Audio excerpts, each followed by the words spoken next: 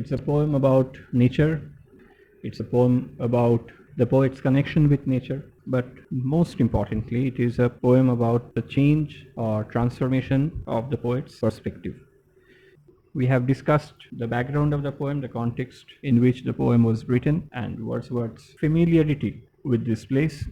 We know that Wordsworth visited the banks of the River Wye during a tour that he made in 1793, and after exactly 5 years, he has come back to the same place, and he is describing the landscape as he is experiencing it, and therefore you get a sense that he is there beside the river and he is narrating his experience. So it's almost like a live telecast. He is broadcasting his experience through this poem.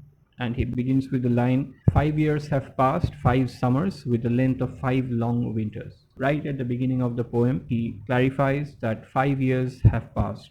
Notice how he emphasizes the word 5. 5 years have passed, 5 summers, with the length of 5 long winters.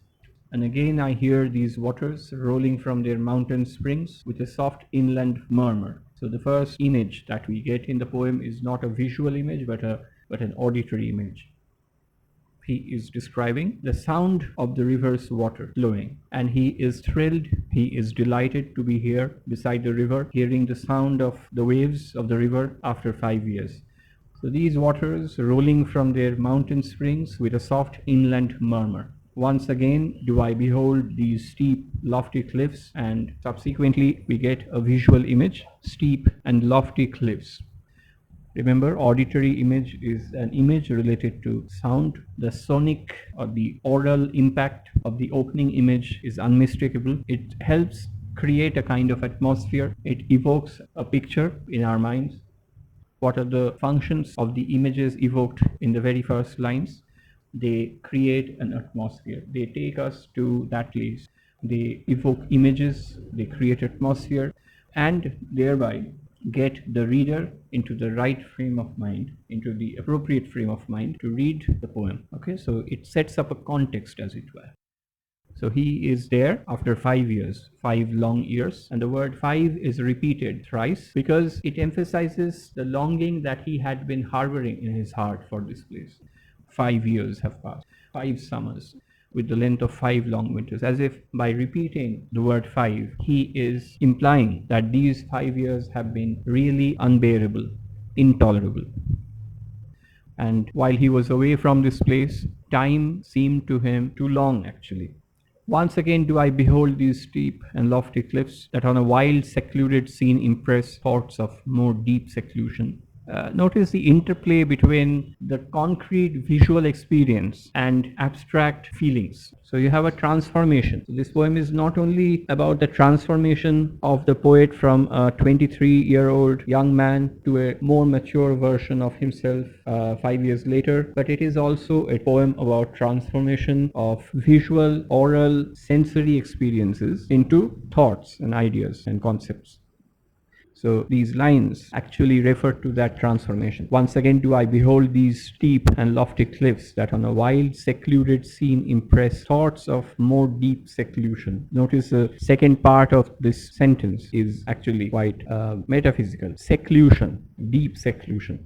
And connect the landscape with the quiet of the sky. So the sky is quiet and the landscape is also quiet. So a serenity and a feeling of calmness is pervasive. The day is calm when I again repose here under this dark sycamore. Notice that the focus, the emphasis here is on the word repose. The poet is here after a long time and he is surrounded, he is filled with a sense of timelessness, as if time has stopped, and he can take as much time as he wants to sit and relax and see what is in front of him. The day is come when I again repose here under the dark sycamore and view these plots of cottage ground, these orchard tufts. Whatever he is watching in front of his eyes, he is narrating as if in real time, as if he is broadcasting that view that is in front of him. These plots of cottage ground, these orchard tufts, which at this season with their unripe fruits are clad in one green hue and lose themselves mid groves and copses. So you have the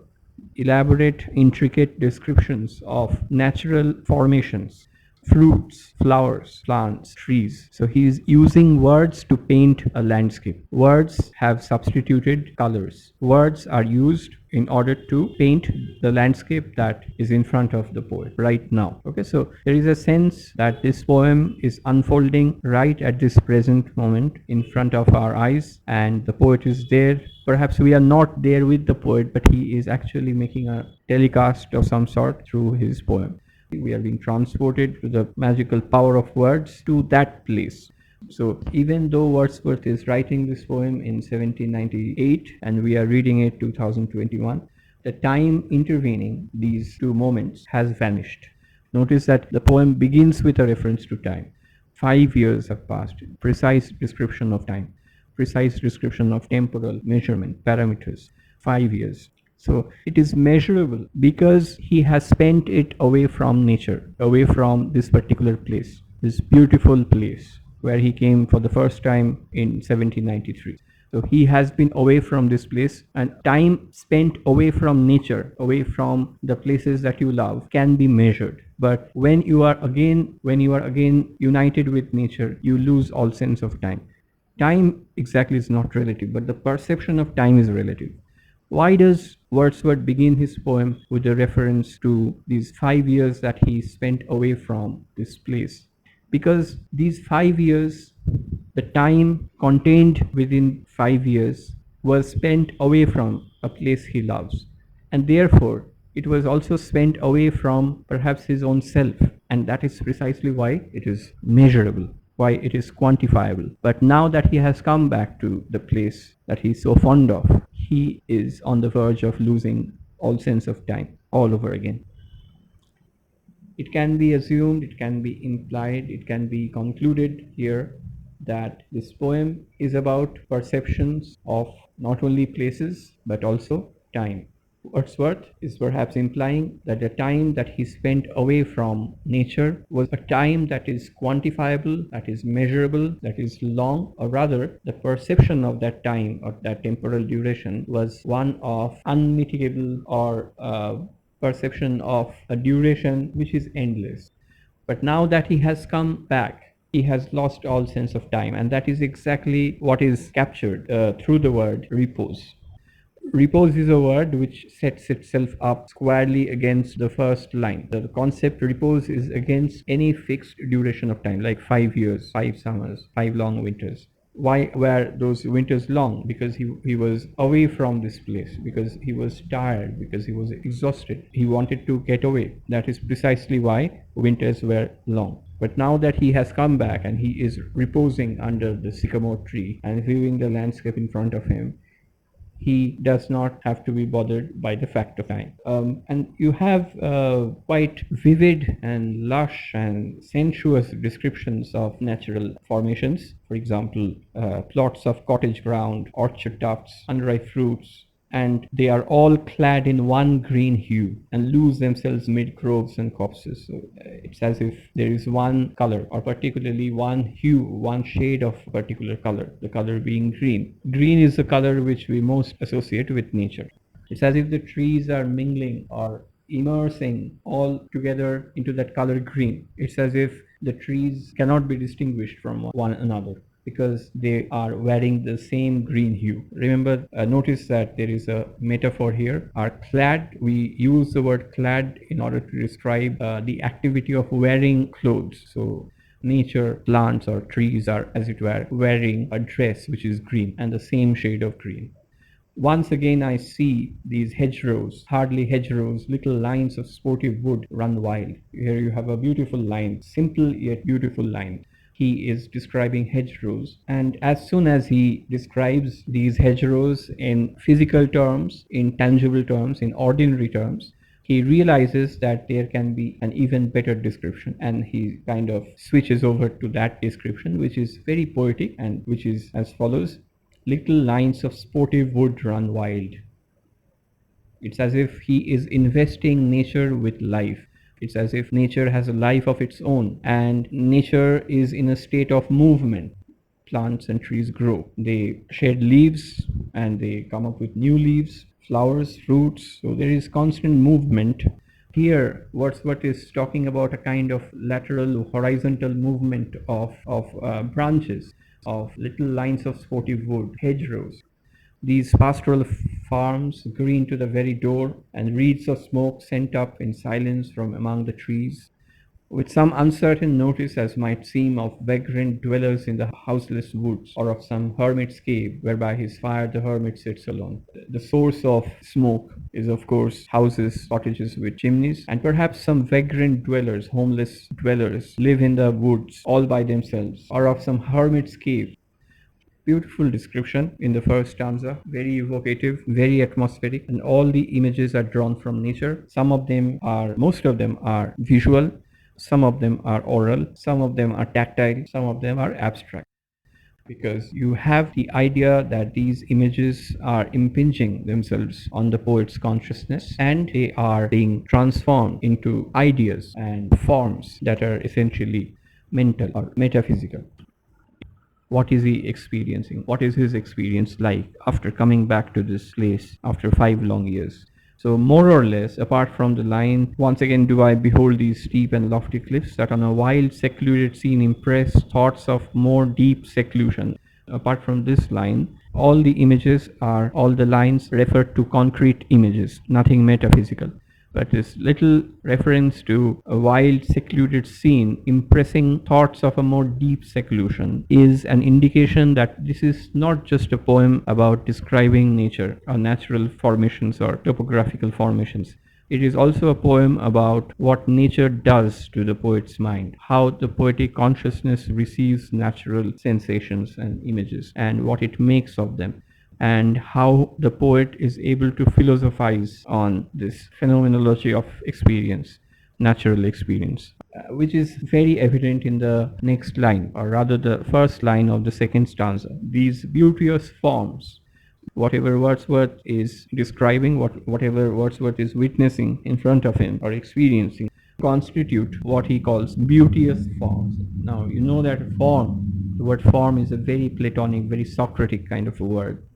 Plato envisions two different worlds, different kinds of existence, different kinds of being, or rather two different worlds, domains, basically. The first one is the world of being, and the second one is the world of becoming.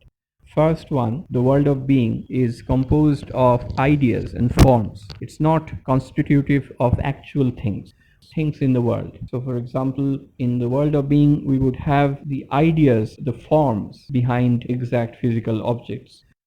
In the world of becoming, in the phenomenological world, we have actual things, actual objects. And in the world of being, you have the original ideas that gave rise to material objects. For convenience, for the sake of understanding, we will just use Socratic or Platonic reference here while explaining what Wordsworth means by forms. Notice that the first stanza is about describing without judging, without philosophizing, without theorizing, just pure description of the aesthetics of nature. That's all we have in the first stanza. So he creates a very concrete and very tangible atmosphere. He transports us into that place, and then he is deriving certain essences from that description. Those essences are primarily philosophical in nature, and that is exactly why you have the expression beauteous forms. Beauteous more or less means beautiful. These beautiful forms that I see before me, Wordsworth seems to say, these beautiful formations that I see before me, I have missed it in the last 5 years. These beauteous forms, he says, through a long absence have not been to me as is a landscape to a blind man's eye. So he begins by saying what it has not been like, rather than saying what it was like, it has been like. This absence, this long absence, does it feel like for a blind man to experience a landscape? It doesn't feel like anything because he cannot see. A blind man who cannot see cannot experience a landscape. So it was not like that. A landscape to a blind man is meaningless. What Wordsworth in effect is trying to say is, in spite of the long absence of nature, natural comfort, landscapes, peacefulness, tranquility in his life, Wordsworth was never really away from it mentally. physically he was not in this place for 5 years, but his mind was always thinking, processing images that were impinged early on when he visited this place for the first time in 1793.